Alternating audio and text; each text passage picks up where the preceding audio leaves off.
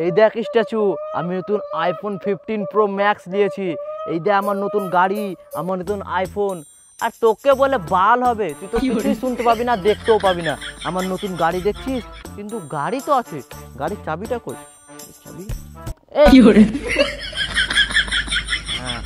হ্যাঁ, আমার আইফোন। আরে আমার আইফোন কোথায় গেল? আরে স্ট্যাচু, স্ট্যাচু, স্ট্যাচুকে ছুঁয়ে বাল হবে তো কিছু জানে না, আমার আইফোন কে নিল। কি করে স্ট্যাচু কিছুই করতে পারবে না, মোবাইল কাল থেকে আমি চালাবো। কি করে হ্যাঁ, স্ট্যাচু কিছু বললো নাকি?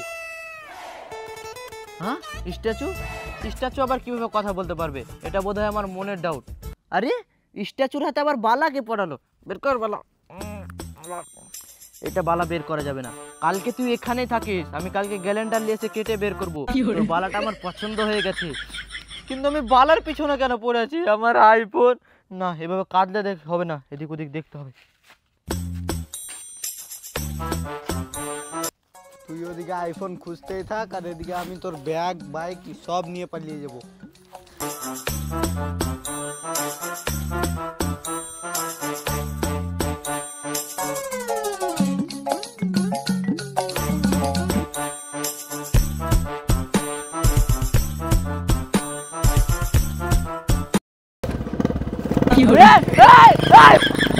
আরে থাম থাম, আরে শালা স্ট্যাচু আবার কিভাবে বাইক চালাতে পারলো?